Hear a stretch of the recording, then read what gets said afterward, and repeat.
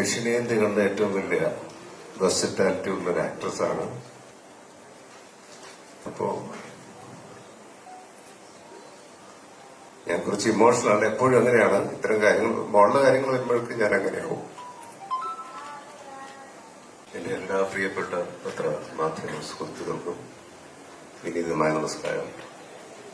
Good morning. Good morning എന്ന വാക്കിന് ഏറ്റവും അനുബന്ധമായ ഒരു മോർണിംഗ് തന്നെയാണ്. വെരി വെരി ഗുഡ് മോർണിംഗ് ആണ് എനിക്ക് ഇന്നത്തെ ദിവസം. എന്റെ ജീവിതത്തിലെ ഏറ്റവും സന്തോഷകരമായ ഒരു നിമിഷമാണിത്. 7ാമത്തെ വയസ്സിൽ ഇങ്ങനെ കുഞ്ഞിനെയും കൊണ്ട് ഞാൻ ചെന്നൈയിൽ നിന്ന് വരുമ്പോൾ ഒരിക്കലും ഞാൻ ഇങ്ങനെ ഒരു കാര്യമൊന്നും ചിന്തിച്ചിട്ടില്ലായിരുന്നു.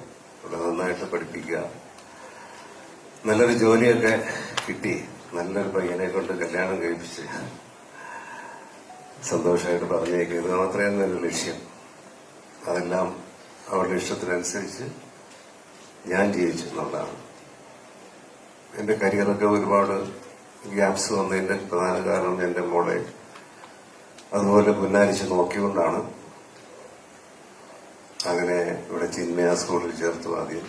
അതിനുശേഷം എന്റെ ഇഷ്ടത്തിന് ഞാൻ ജോയ് സ്കൂളിൽ ചേർത്തു. അതിന്റെ തൊട്ടടുത്ത് ഞാൻ വീട് വാങ്ങി സ്കൂളിൽ പോകാനുള്ള എളുപ്പത്തിന്. അതിനുശേഷം എന്നോട് ആദ്യം പറഞ്ഞൊരു ആഗ്രഹം, അച്ഛൻ എനിക്ക് ബാംഗ്ലൂരിൽ +2 കഴിഞ്ഞപ്പോൾ ബാംഗ്ലൂരിൽ എനിക്ക് ക്രൈസ്റ്റ് കോളേജിൽ പഠിക്കണം.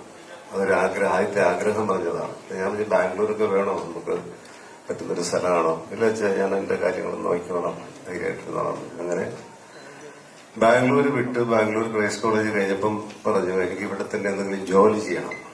അപ്പൊ ഞാനത് പോയി രക്ഷപ്പെട്ട് ജോലിയൊക്കെ ചെയ്ത് അങ്ങനെ എന്താകുമെന്ന് വെച്ചു. അങ്ങനെ ബൈജൂസ് ആപ്പ് എന്ന് പറയുന്ന അന്നത്തെ ഒരു പ്രബലമായ കമ്പനിയിൽ ഞാൻ അതിന്റെ ഒരു ഒഫീഷ്യൽ ഒരാളെ വിളിച്ച് ജോലി വാങ്ങിച്ചു. അങ്ങനെ ജോലി വാങ്ങിച്ചു കൊടുത്തു. അങ്ങനെ കുറെ കാലം ബൈജൂസ് ആപ്പിൽ വർക്ക് ചെയ്തു. അതിനുശേഷം അവളുടെ സ്വന്തം ഇഷ്ടപ്രകാരം വേറെ 1-2 കമ്പനിയിലും ജോലി ചെയ്തു. അപ്പോഴൊക്കെ എനിക്കൊരു ടെൻഷൻ ഉണ്ടായിരുന്നു, സിനിമയിലേക്ക് വരുമോ. കാരണം ഞാൻ എന്റെ കാര്യങ്ങൾക്ക് ഞാൻ ഒട്ടും സെൽഫ് മാർക്കറ്റിംഗ് ഇല്ലാത്തൊരു ആക്ടറാണ്. മലയാളത്തിൽ ഇത്രയും സെൽഫ് മാർക്കറ്റിംഗ് ഇല്ലാത്തൊരാൾ ഞാൻ മാത്രമേ കാണുള്ളൂ. ഇപ്പോഴും ഞാൻ എന്നെ ഏതെങ്കിലും സിനിമയ്ക്ക് വിളിച്ചാൽ മാത്രം പോവുക, ആരെയും വിളിച്ച് ഉപദ്രവിക്കാതിരിക്കുക എന്നുള്ളതാണ് എന്റെ ഒരു തത്വം. അപ്പൊ അങ്ങനെ ഒരാളുടെ മകൾ ഇങ്ങനെ സിനിമയിലേക്ക് വരുമോ വന്നാൽ ഞാൻ എങ്ങനെയത് മാനേജ് ചെയ്യും എന്നൊക്കെ ഉള്ള പേടിയുണ്ടായിരുന്നു. അങ്ങനെ അടുത്ത സമയത്ത് 2 വർഷം മുമ്പാണ് എന്ന് പറയുന്നത്, ഒരു പ്രായപൂർത്തിയായ മകൾ അച്ഛനോട് തുറന്ന് സംസാരിക്കുന്ന ഒരു മകളാണെങ്കിൽ, അച്ഛനത് കേൾക്കുന്ന അച്ഛനാണെങ്കിൽ പറയാവുന്നൊരു കാര്യമുണ്ട്, അച്ഛൻ എനിക്കൊരാളെ ഇഷ്ടമാണ്, എനിക്ക് കല്യാണം കഴിച്ചു തരുമോ എന്ന് ചോദിക്കുന്ന അതേ ലാഘവത്തോടുകൂടി, അച്ഛാ എനിക്ക് സിനിമ ഇഷ്ടമാണ്, എനിക്ക് സിനിമയിൽ അഭിനയിച്ചാൽ കൊള്ളാവുന്നുണ്ടെന്ന് ആദ്യമായിട്ട് എന്നെ തുറന്നു പറയുന്നത്. ഇതെല്ലാം പറയുന്നത് എന്റെ ഭാര്യ ആശയോടാണ്. ആശ അവൾക്ക് അമ്മ മാത്രമല്ല നല്ല സുഹൃത്തും കൂടെയാണ്. അതുകൊണ്ട് എപ്പോഴും ആശയോടാണ് കാര്യങ്ങളെല്ലാം കമ്മ്യൂണിക്കേറ്റ് ചെയ്യുന്നത്. ആശ വഴിയാണ് ഞാൻ അറിയാറ്. അപ്പൊ ആശ പറഞ്ഞു, മോൾ അച്ഛനോട് തന്നെ പറയാൻ പറഞ്ഞു. അങ്ങനെ ഒരു സുപ്രഭാതത്തിൽ എന്നോട് പറയുകയും ഞാൻ ഒരിക്കലും നോ എന്ന് പറഞ്ഞില്ല. കാരണം അവളുടെ ഇഷ്ടമാണ്. ഒരിക്കലും എന്റെ ആഗ്രഹം വരെയാണെങ്കിലും മോളത് ആഗ്രഹിക്കുന്നുണ്ടെങ്കിൽ നടത്തി കൊടുക്കുക എന്നുള്ളതാണ് ഒരു പിതാവിന്റെ കടമ. ഞാൻ വിശ്വസിച്ചു. അങ്ങനെ ഞാൻ പറഞ്ഞു, നമുക്ക് വനിതയിലൊരു ഇന്റർവ്യൂ കൊടുക്കാം. അച്ഛയ്ക്ക് ഇപ്പൊ ചാൻസ് ആരുടെയെങ്കിലും വിളിച്ചു ചോദിക്കാനൊക്കെ ബുദ്ധിമുട്ടായിരിക്കും. അങ്ങനെയൊന്നും കിട്ടുന്ന ഫീൽഡല്ല സിനിമ. നമുക്കൊരു സമയം ഉണ്ടാവും, ആ സമയത്തെ അവർ വിളിക്കുകയുള്ളൂ.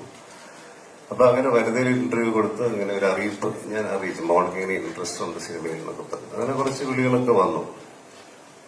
അതിനുശേഷം ആദ്യം ഞാൻ പറഞ്ഞത്, ഇത് അമ്മയെ അറിയിക്കുക, മോളുടെ അമ്മയെ അറിയിക്കണം. അതിനുവേണ്ടി ചെന്നൈയിൽ പോയാലും കുഴപ്പമില്ല, ഉർവശിയോട് പോയി ഈ കാര്യം പറയണം. അവരുടെ അനുഗ്രഹമാണ് ആദ്യം മേടിക്കേണ്ടത്. കാരണം ഒരു ദക്ഷിണേന്ത്യ കണ്ട ഏറ്റവും വലിയ വെർസറ്റാലിറ്റി ഉള്ളൊരു ആക്ട്രസ്സാണ്.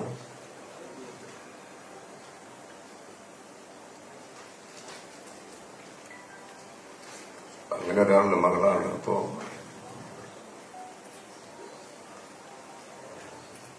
നമ്മള് ചെന്നൈയിൽ പോയി അമ്മയുടെ അനുഗ്രഹം മേടിക്കണം പറഞ്ഞു. ഞാൻ വിട്ടു. ഞാൻ കുറച്ച് ഇമോഷണലാണ്. എപ്പോഴും അങ്ങനെയാണ്. ഇത്തരം കാര്യങ്ങൾ മോളുടെ കാര്യങ്ങൾ വരുമ്പോഴേക്കും ഞാൻ അങ്ങനെയാവും. അങ്ങനെ ഞാൻ വിട്ടു. അവളുടെ അമ്മ വളരെ സന്തോഷത്തോടുകൂടി അത് സമ്മതിച്ചു. അങ്ങനെ ഇന്നിവിടം വരെ എത്തി. ഇതിനിടയ്ക്ക് എന്റെ പ്രിയപ്പെട്ട സുഹൃത്തുക്കളായ സേതുവും അലക്സുമാണ് ഇതിന്റെ പുറകിലേക്ക് പ്രവർത്തിച്ചു വന്നത്. സേതുവിനോട് പറഞ്ഞു, മനോജേട്ടാ മോൾക്കൊരു നല്ല റോളുണ്ട്, നല്ല പ്രൊഡക്ഷനാണ്. മുഹമ്മദ് സാലി എന്ന് പറയുന്ന സഹൃദയനായ പ്രവാസിയായ ഒരു പ്രൊഡ്യൂസറാണ് വരുന്നത്. ഡയറക്ട് ചെയ്യുന്നത് ഫിലിംസ് ഒക്കെ ചെയ്തിട്ടുള്ള ബിനു എന്ന് പറയുന്ന പുതിയൊരാളാണ്. നമുക്ക് ഈ സിനിമ ചെയ്താൽ എങ്ങനെ ഉണ്ടാവും, ചേട്ടനൊന്ന് കഥ കേൾക്കാമോ എന്ന് ചോദിച്ചു. ഞാൻ പറയുന്ന ആദ്യം ഉർവശിയെ കഥ കേൾപ്പിക്കുക, അവരാണ് തീരുമാനിക്കേണ്ടത്. ഫീമെയിൽ ആർട്ടിസ്റ്റാണ്, അവരുടെ അത്ര എക്സ്പീരിയൻസ്, എത്ര ക്യാരക്ടർ ചൂസ് ചെയ്യാൻ നമുക്കറിയില്ലല്ലോ. അപ്പൊ ഞാൻ പറഞ്ഞു, അമ്മയെ വിളിച്ചു പറയുക, അവര് കഥ കേൾക്കട്ടെ, എന്നിട്ട് ഞാൻ കേൾക്കാം എന്ന് പറഞ്ഞു. അങ്ങനെയാണ് അവർക്ക് വളരെ തൃപ്തിയായി. അതിനുശേഷമാണ് ഞാൻ ഈ കഥ കേൾക്കുന്നു. എനിക്ക് ഒരുപാട് ഇഷ്ടപ്പെട്ടു, മോൾക്ക് അതിലേറെ ഇഷ്ടപ്പെട്ടു. ഒരു തുടക്കക്കാരിക്ക് ഇത്രയും നല്ലൊരു അവസരം കിട്ടുക എന്ന് പറഞ്ഞാൽ ചെറിയ കാര്യമല്ല. ഉർവശിയായാലും അവർ തുടക്കത്തിൽ ചെറിയ ചെറിയ വേഷങ്ങളോട് വന്ന് മുന്താണയും മുടിച്ച് എന്ന സിനിമയിലൂടെയാണ് ഏറ്റവും പ്രശസ്തി ആർജിച്ചത്. ഞാനും വളരെ വളരെ ചെറിയ വേഷങ്ങളോട് വന്ന് സർഗം എന്ന സിനിമയിലെത്തിയപ്പോഴാണ് എനിക്ക് ഒരു ബ്രേക്ക് കിട്ടിയത്. പക്ഷെ മോൾക്ക് സുന്ദരിയായവൾ സ്റ്റെല്ല എന്ന ടൈറ്റിൽ റോൾ തന്നെ തുടക്കത്തിൽ കിട്ടിയിരിക്കുകയാണ്. ഇത് ദൈവഭാഗ്യമാണ്, ഈ എല്ലാ ഈശ്വരന്മാരുടെയും ഭാഗ്യമാണ്, അവളുടെ അപ്പൂപ്പന്റെ ഭാഗ്യമാണ്. കാരണം എന്റെ അച്ഛന്റെ ഏറ്റവും വലിയ സ്വപ്നമായിരുന്നു മോള് സിനിമയിൽ വരണമെന്ന്. എന്റെ അച്ഛൻ മരിച്ചപ്പോൾ എന്നെക്കാളും കൂടുതൽ ഒരുപാട് കരഞ്ഞത് കുഞ്ഞാറ്റയാണ്. കെട്ടിപ്പിടിച്ചവൾ കിടന്ന് കരഞ്ഞു. ഞാനത് എനിക്കെന്തോ കാര്യമുണ്ടെന്ന് തോന്നി. അപ്പൊ എന്താ മോൾ ഇത്രയും കരയെന്ന് ഓർത്തപ്പോ ഞാൻ പറഞ്ഞു, എന്താ മോൾ ഇങ്ങനെ ഇമോഷണൽ ആവുമെന്ന് ചോദിച്ചു. അപ്പൊ പറഞ്ഞു, ഇല്ല അച്ഛാ, എന്റെ അപ്പൂപ്പനാണ് ഞാൻ സിനിമയിൽ വരണമെന്ന് ഏറ്റവും കൂടുതൽ ആഗ്രഹിച്ചത്. എപ്പോഴും എന്നെ കാണും പറയും, മോള് വലിയ നടിയാവും, മോള് ആക്ട്രസ് ആവണം, ടാലന്റഡ് ആണ് എന്ന് പറഞ്ഞ് എന്നെ എപ്പോഴും ബ്ലെസ് ചെയ്യുമായിരുന്നു. അപ്പൊ പിന്നെ ഇപ്പൊ ഈ ഒരു അവസരം വന്നിട്ട് അത് കാണാൻ സാധിക്കുന്നില്ലല്ലോ എന്നൊരു വലിയ വിഷമമുണ്ട്. അതുകൊണ്ടാണ് ഞാൻ ഒരുപാട് ഇമോഷണൽ ആകുന്നത്. അപ്പൊ എന്റെ അച്ഛന്റെ ആഗ്രഹമായിരുന്നു, എന്റെ അച്ഛന്റെ ഏറ്റവും വലിയ സ്വപ്നമായിരുന്നു കുഞ്ഞാറ്റ സിനിമയിൽ വരണം. എന്റെ അച്ഛനെ ഈ അവസരത്തിൽ ഞാൻ സ്മരിക്കുന്നു, എന്റെ അമ്മയെയും. അങ്ങനെ എല്ലാവരുടെയും ബ്ലെസ്സിങ് ഇപ്പൊ രാവിലെ മേടിച്ചുകൊണ്ടാണ് ഞങ്ങൾ എത്തിയിരിക്കുന്നത്. രാവിലെ എന്നെ ഉർവശി അമ്മ അവളെ വിളിച്ചു, ബ്ലെസ് ചെയ്തു. ഞാൻ പറഞ്ഞു, ഉർവശിയുടെ അമ്മയും വിളിക്കണം. എല്ലാരും വിളിച്ച് സംസാരിച്ച് എത്തിയിരിക്കുകയാണ്. ഇനി നിങ്ങളുടെ അനുഗ്രഹമാണ് വേണ്ടത്.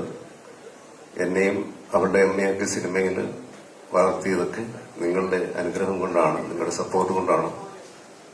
ആ സപ്പോർട്ട് ഞങ്ങളുടെ പാരമ്പര്യം പിന്തുടർന്ന് വരുന്ന എന്റെ പ്രിയപ്പെട്ട മകൾക്ക് കുഞ്ഞാറ്റയ്ക്ക് നിങ്ങൾ നൽകണം എന്ന് വിനീതമായി അപേക്ഷിക്കുന്നു.